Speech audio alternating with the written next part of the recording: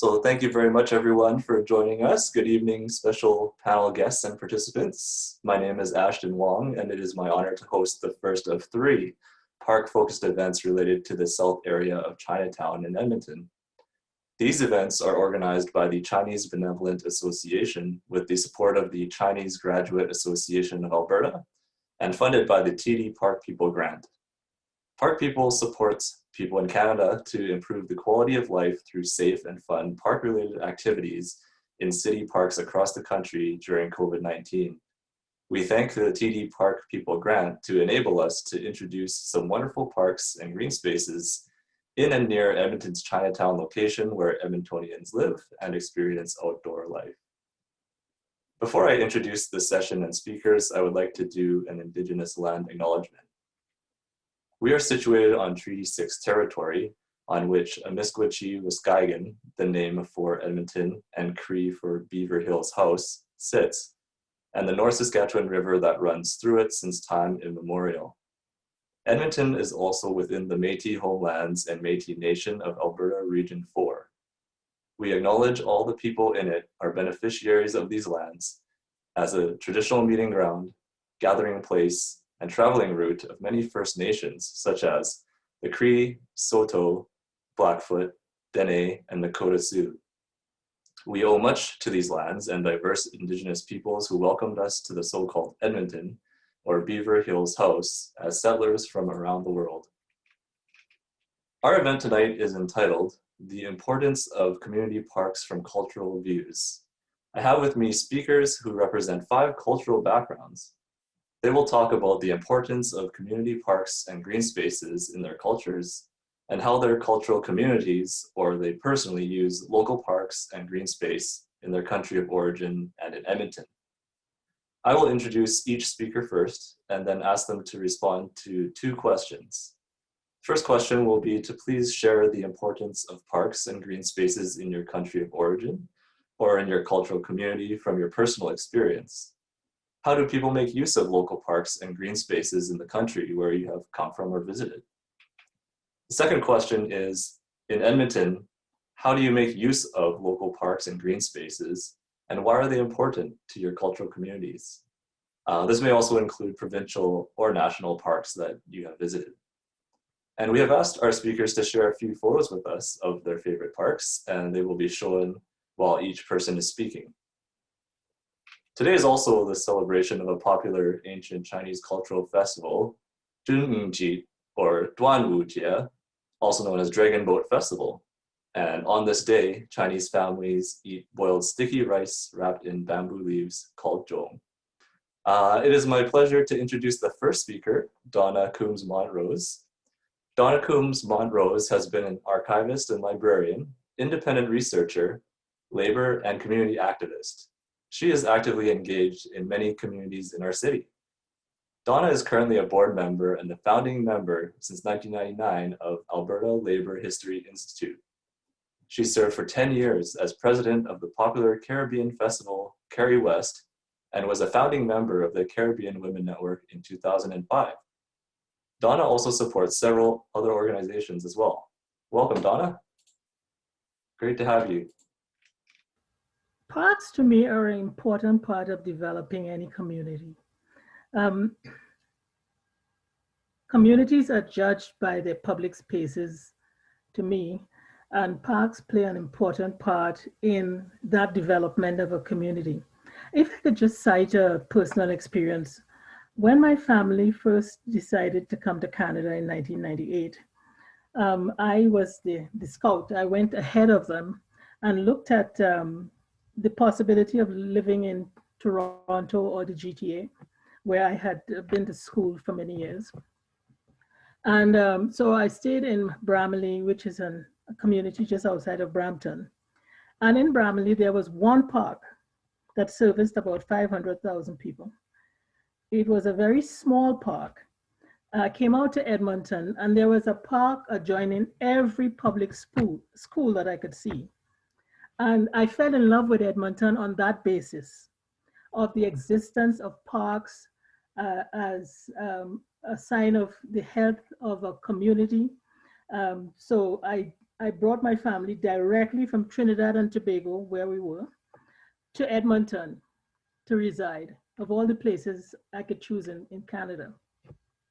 Because that is how much it meant to me to have a healthy green space where my children could play, where my family could thrive, and that is what Edmonton meant to me.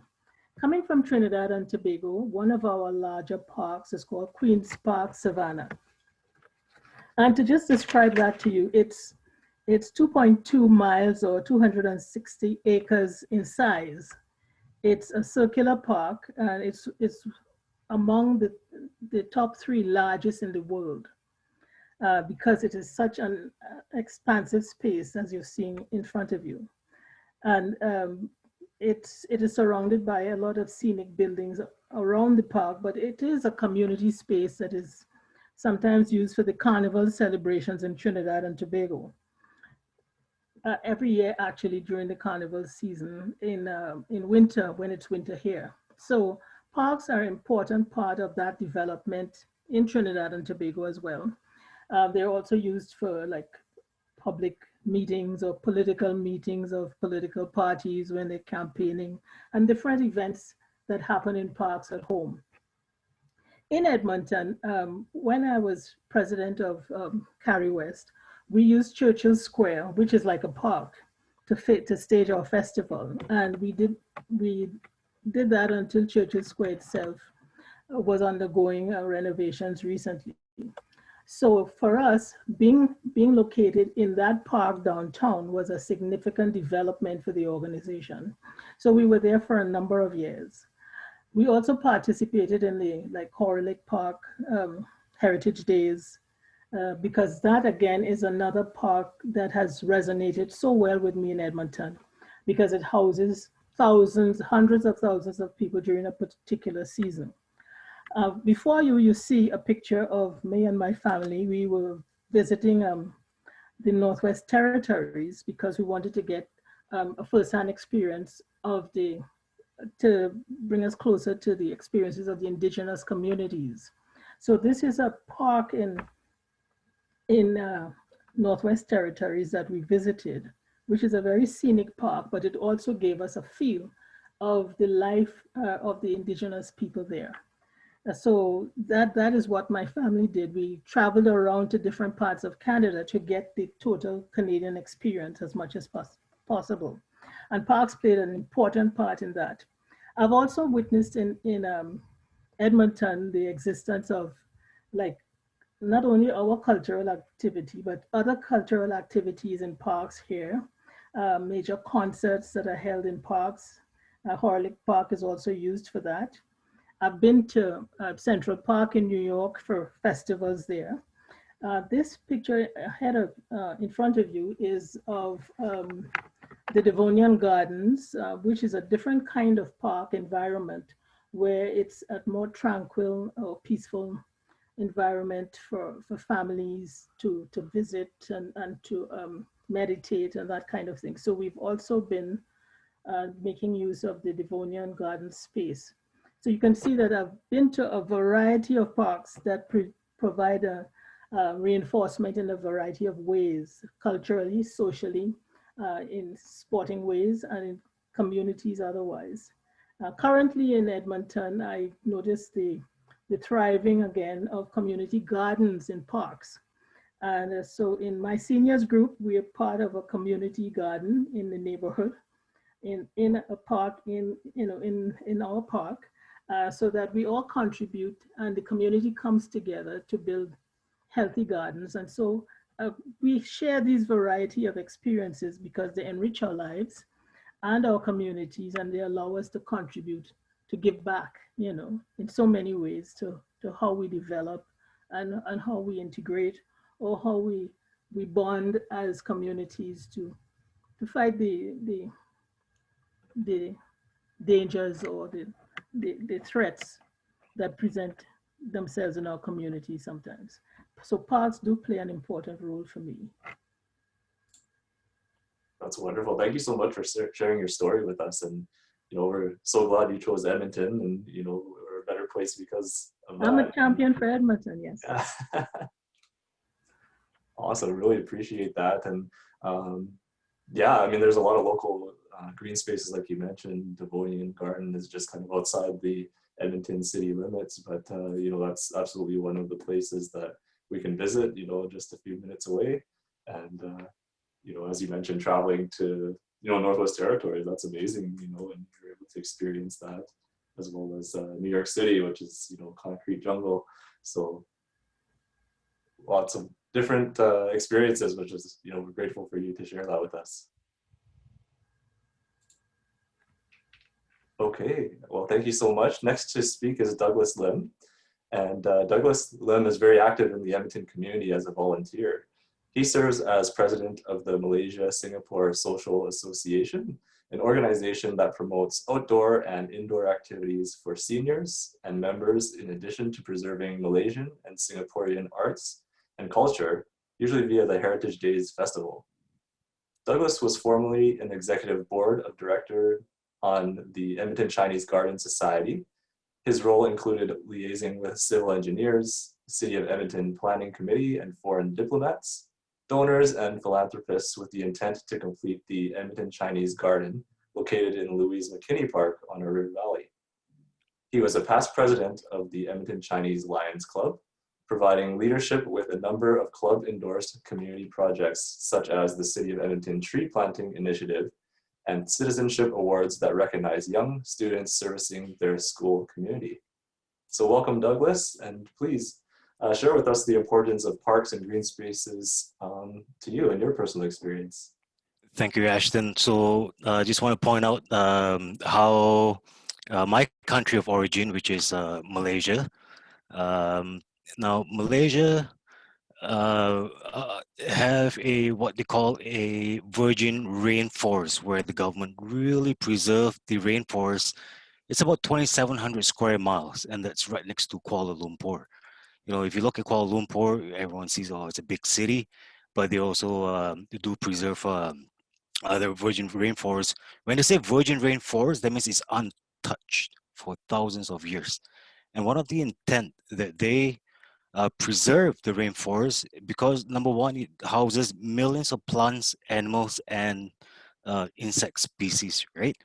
What they do too is they open up to the international community, to especially medical scientists, entomologists, zoologists, to come observe and also do their research in finding medical ailments, and at the same time protecting the species there.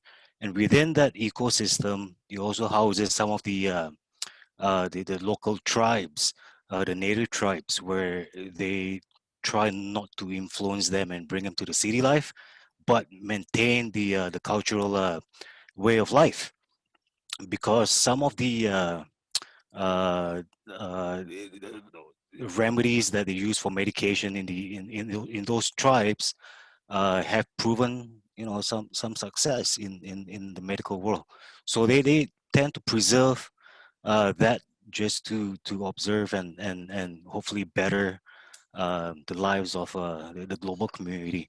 So that's one thing I wanted to point out. I think Malaysia does a really good job in preserving the rainforest. um, Malaysia is expanding really fast. The population is in the millions easily, right?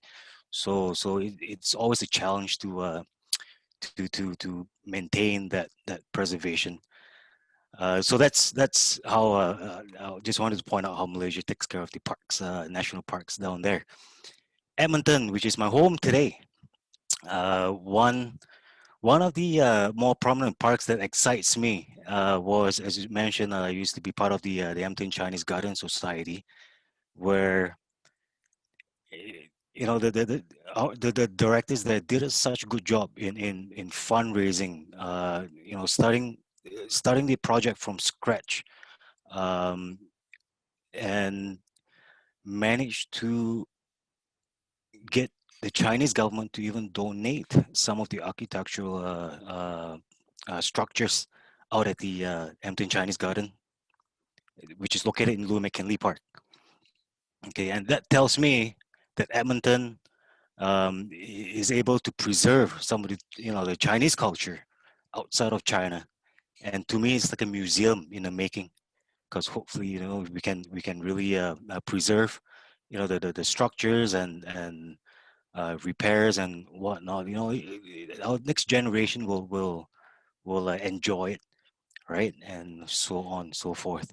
The other thing, our community, which is, if you see, look at the picture over here, the photograph, it's one of our annual community gatherings where we open up the opportunity for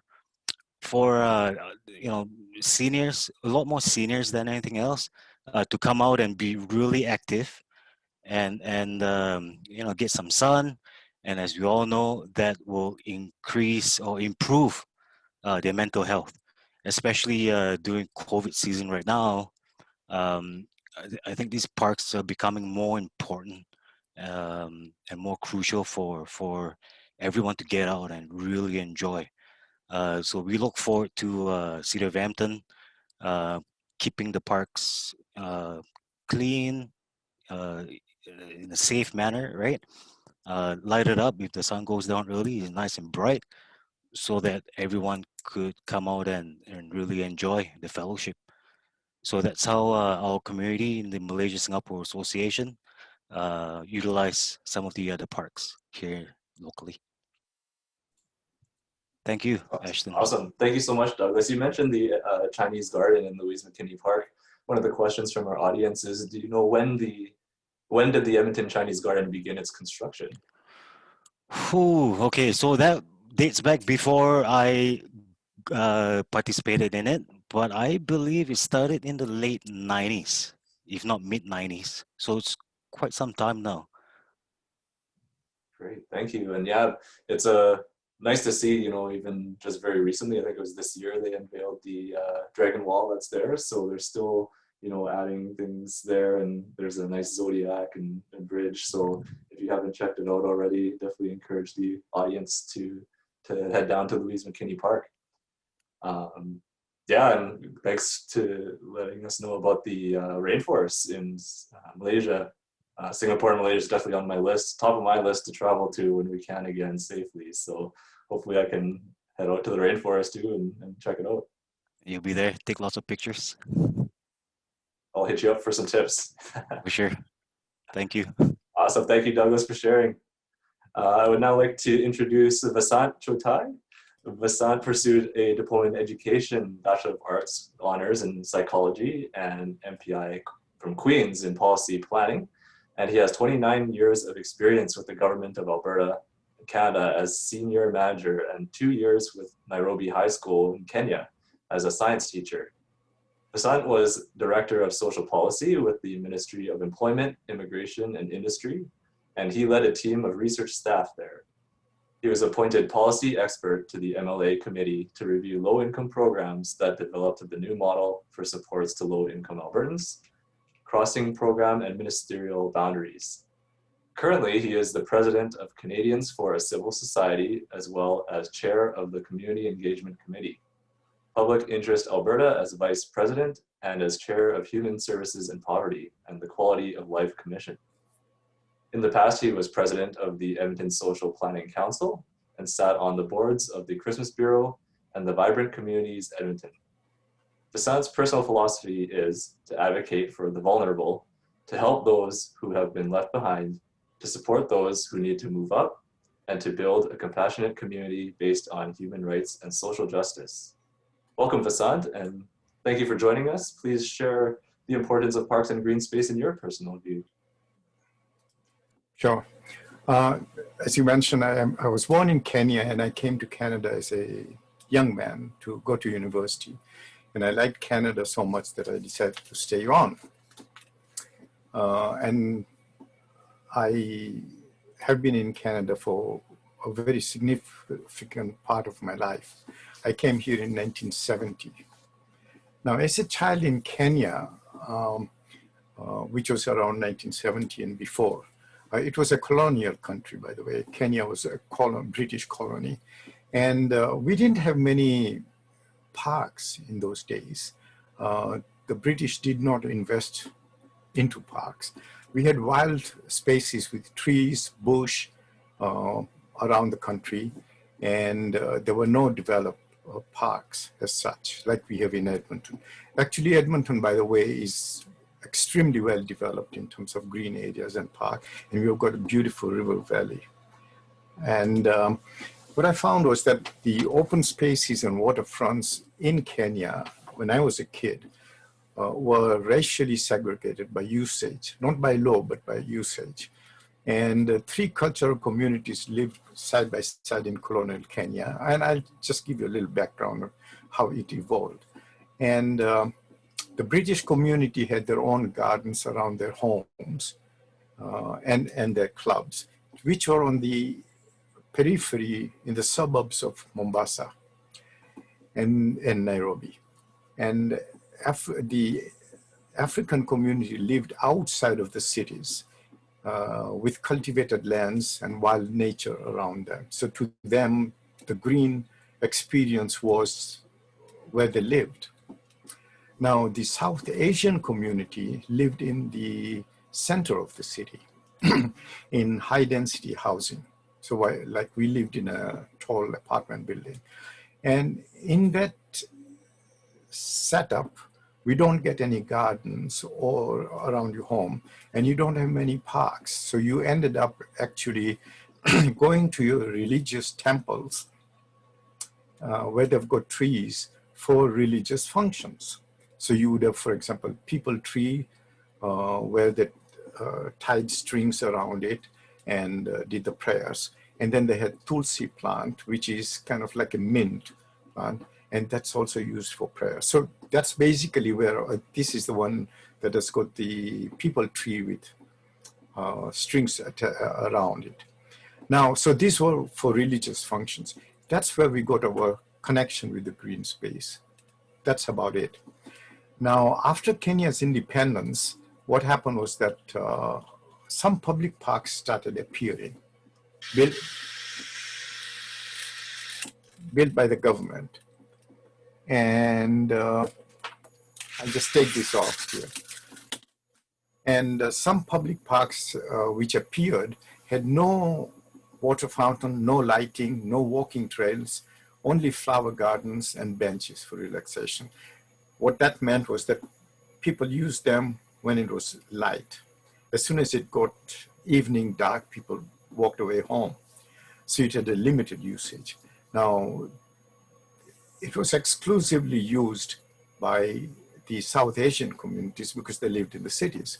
But after independence, segregation of usage started disappearing, and we had the Africans who moved from the outside in the countryside into the cities, and they started moving into the parks as well with us. So you had the South Asian community and the African community sharing the gardens.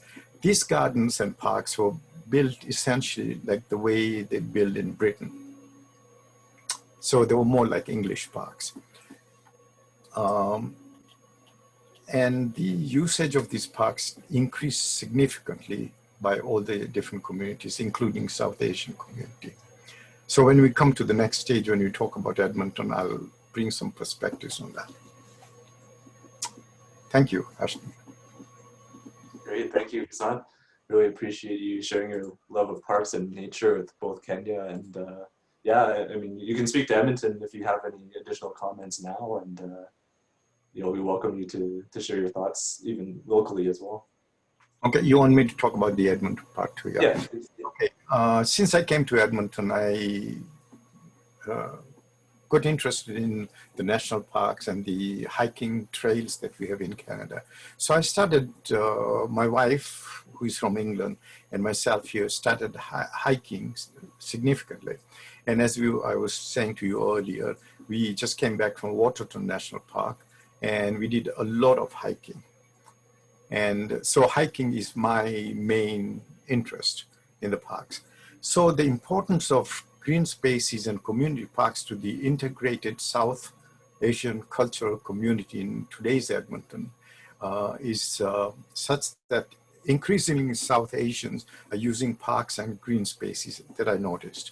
And they also recognize it's good for your physical health and mental health, like all other Canadians are doing. And the South Asian community also started using it for hiking relaxation, recreation. Many families are also using parks for community and family picnics. That's an increasing phenomenon now. And what I found was that with the diverse and varied usage, what I started thinking of what are the features that are important to all the communities in Edmonton, and particularly for the South Asian community, when they use the parks in modern day Edmonton. What I found was that some of the things that I found important here is lots of benches for relaxations for seniors and for hikers. The other thing I find important is trails for short hikes and for long hikes with varying difficulty for a diverse community that we have here. There are older people who like smaller, easier hikes, and then there are younger people who like to hike extensively. Well, I shouldn't say by age, but by physical health. Access to drinking water fountains and to washrooms. That's one thing I found lacking in a lot of parks. I live close to Mill Creek Ravine Park, and we are only about 7 minutes away from there. And we go there extensively hiking, as you can see in those pictures. And I found that access to water fountains, access to washrooms is difficult. Clear separation, the other thing I found was the clear separation of fast cyclists and hikers for safety of children and dogs is quite important. There's a lot of bikes that come on the trails quite fast and very often scare children, or we scare the parents because their children could be hit by the bicycle. So if there is a little bit better separation, it would help. The other thing I found is a lot of people come with dogs like we do and walk the dogs around. So poop bags for dogs and closely spaced disposal bins are quite important. And this is particularly, I'm referring for the attention of the people who are building the new parks in the river valley. The other thing that I found important was water ponds and streams for children to play and for the dogs to go for a swim. Another important thing I found was trees for shade and for birds. Trees that A, give shade, and B, have leaves of different colors to brighten up the area. That's one thing we don't have much of. And I don't know how to go about it because I'm not a tree expert. But if we could bring in trees that have different color leaves and change with the season, I think it would make it quite a bit attractive. Like I've traveled across Canada and in the Maritimes and in Quebec, you notice that. The other aspect that's important for Edmonton, I think, is picnic space for community gatherings and for family gatherings, with separation of areas with flower gardens and plants for privacy and for noise containment. So if you've got one family in one area, another family having their gathering next to it, if there is some plants grown in between, it would give them separation for noise containment. And the last thing I would like to point out, Edmonton is, like I said, excellent city for green area, but there are other cities that we can learn from too. Last summer when I was in, not last summer, the summer before pandemic, when I was in Edmonton, my wife and I were in Edmonton, we went over to Riverwood Park in Mississauga. It's a 150-acre park with trails, natural features like meadows, old-growth forest, ravines, creeks, wetlands with boardwalks, and spaced out bird feeders that attract a huge variety of birds. That last part I found very important. The county and the city actually has got bird feeders, and they bring in seeds on these bird feeders. And the number of birds that were attracted to this was amazing. It became, and I'm a photographer as well, by the way, it became a photographer's paradise to go there. So we might want to sort of have a look at that concept and see if we can borrow some of those ideas in here. And I think Edmonton, we are lucky that we've got much more terrain as well as green space to exploit these kind of things. Yeah, those are some excellent ideas that you bring up, Vasant. Definitely. And thanks for sharing with your travels. You know, we can definitely learn from other cities. And yeah, we're very fortunate to live in a land where we have a lot of green space. And as you mentioned as well, it kind of removes those barriers and brings the community together. You know, people from all walks of life can enjoy the green space. So that's wonderful. Thank you. Thank you so much. Next, we have Elaine Yip. Elaine is a second-generation Canadian, born and raised in the schoolyards, playgrounds, and neighborhood parks and paths and picnic sites in the River Valley network around Treaty 6 lands of Edmonton. Elaine is a graduate from the Master of Arts in Recreation and Leisure Studies program at the University of Alberta, with a passion for recreation programming related to community health and active living in urban spaces. Welcome, Elaine. Well, thank you, Donna, Doug, Vasant, to set the scene and also to share your stories. You really segue into my portion here. I was asked by the organizers to also touch a bit on some of the urban park spaces and green spaces of places I visited because, you know, situated here in my homeland, hometown in Amasquatchie, Waskahikan and Treaty 6, connecting with the land here in the city, just like how Donna said, is amazing. We have a lot to offer, but the comparison to some of the places where some of my extended family live in Hong Kong, Taiwan, and places in China, it's really different. Like you mentioned, even with like Central Park in New York. So I was thinking about how to situate this, and I'm going to split my conversation into urban green spaces as well as kind of natures and natural parks areas. I want to also clarify that there are quite a few people who are much more well-versed in this, so I'm going to do my best to pay homage to their work and their research at the university and around Edmonton and in our various communities and associations. So compared to living here in Edmonton, some of the very developed and engineered urban environments of cities and very dense living of high rises and compact spaces means there are no options for the backyards, the front lawns, the gardens, or even that many municipal managed parks. So each of the small spaces, whether it's a garden terrace or a rooftop garden, become equally important as ground level connection to parks and green spaces, urban green spaces. So it's interesting to see both tourists and locals and people who are moving through their city and their home use the spaces, everything from parents and children active at different times of the day, using it for activities, events, just day-to-day, lunch spots for workers to take away, to kind of get away from the heat or the buildings that they're in, as well as even saving and preserving some of the lands and plants in that area with a little signage about what this tree is, what these plants are, and how they are local to this area of the world.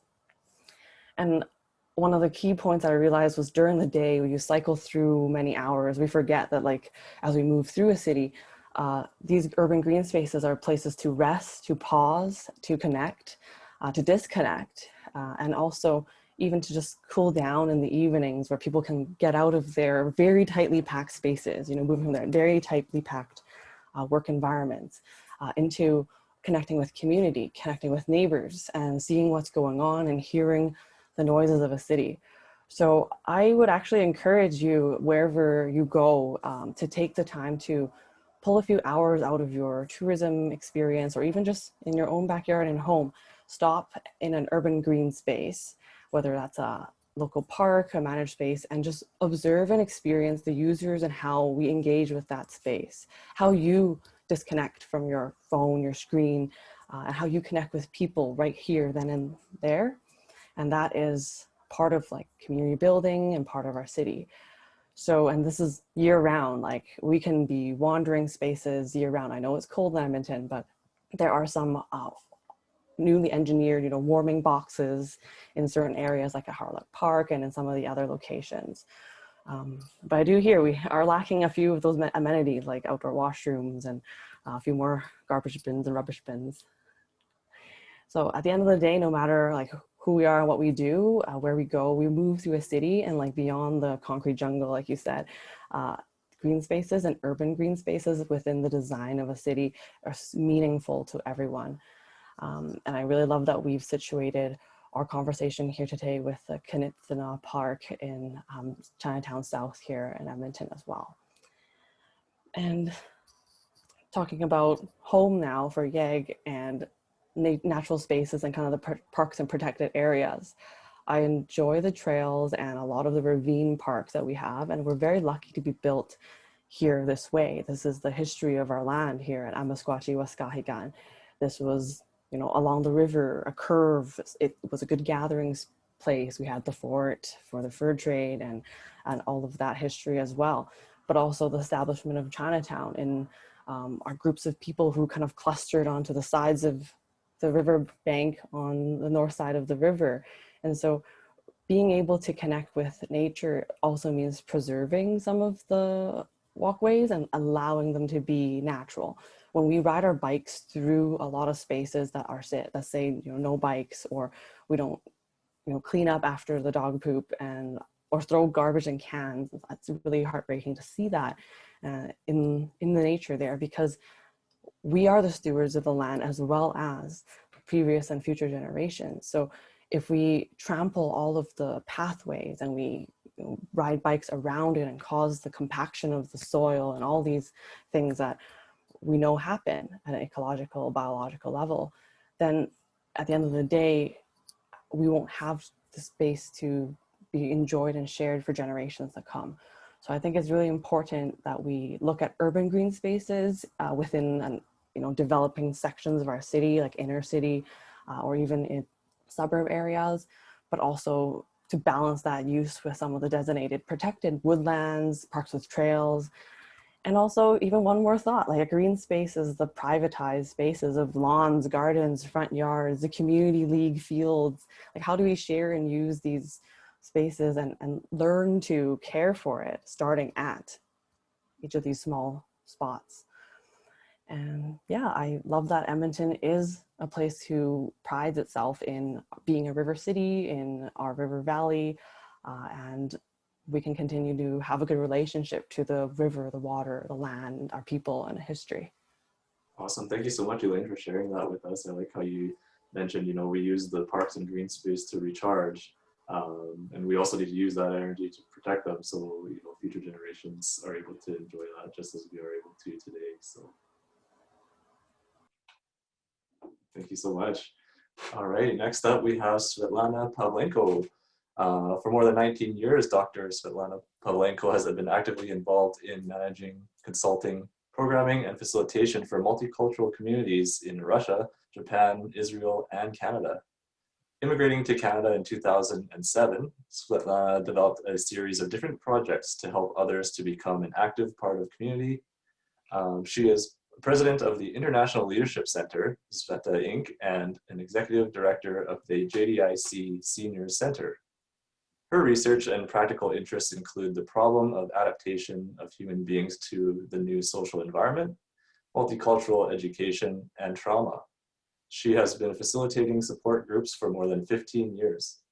Svetlana is the recipient of the RISE Award, which stands for Recognizing Immigrant Success in Edmonton, for community leadership, a special scholarship from the Scotiabank that allowed her to finish her Canadian master's degree in leadership with the University of Guelph.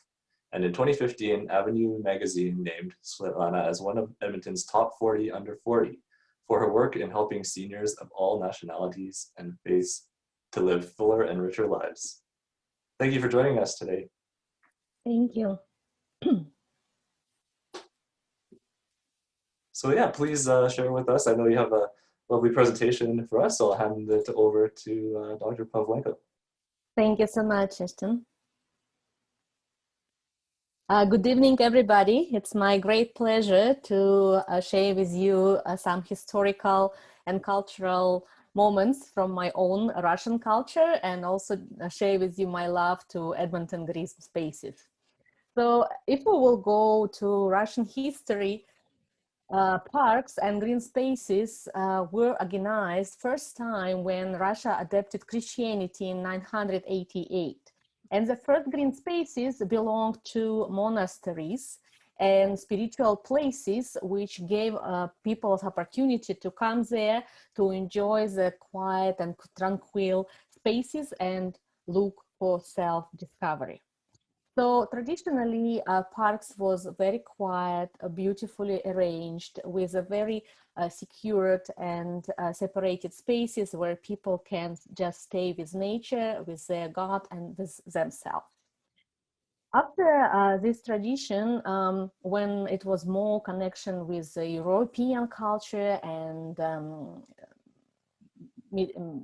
with other parts of the universe, different ideas of park and green spaces came to Russia. And in the 16th century, the Ivan the Formidable, which is more known for you as the Ivan Terrible, started to create the first summer residence for the kings and noble people to spend some time in the beautiful places. And they started to develop it not only as a spiritual moments and a spiritual places to reconnect with the God and with themselves, but also as a special places for harvesting. So it was a lot of archeries with the apples, different fruits. It was a beautiful places where they planted, like, for example, oaks trees or cedar trees. And now, like in these areas next to the Moscow, which called Kolomenskoe, which is still exists, and it's a beautiful place. There are a lot of weddings taking place there because it's absolutely marvelous. You can find trees that have been there for more than 600 years and still they're thriving and growing. So it's quite an impressive ideas of parks and green spaces which go through the century. And of course, after that, the revolution differently changed the ideas of parks and green spaces. Before revolution of 1917, green spaces and parks mostly was created for the noble people and people who have a privilege to visit it and to spend some relaxing and spiritual time there. But after revolution, parks started to build in a very different way. And for example, my native city, which called Novosibirsk, was founded in 1893, and it was a very fast-growing city. It even belongs to the Guinness Record Book as the fastest growing city in the world. So basically, for the 70 years, it's reached 1 million population mark. And in this city, we have a lot of little green spaces, and people try to arrange their, yards where the huge apartment buildings and do little beautification with some flowers, some landscaping. And of course, they try to create these beautiful spaces around them. And the first and the oldest park in Novosibirsk, it's called Central Park, was originally funded in 1923 and opened its doors in 1925. And you can see how magnificent it looked. So it's a beautiful column, like very welcoming entrance. And it was not just the Central Park, it's called the Central Park of Culture and Nature. Because for the Soviet government, it was very important to build the new generation of people, which will be very well educated, which will appreciate art and culture, which will have a lot of interest, like to play chess, to go to the movies, to go to the theaters, to develop their skills, to listen different lectures. So the Central Park was built in such a way that you can find a lot of things there to improve yourself.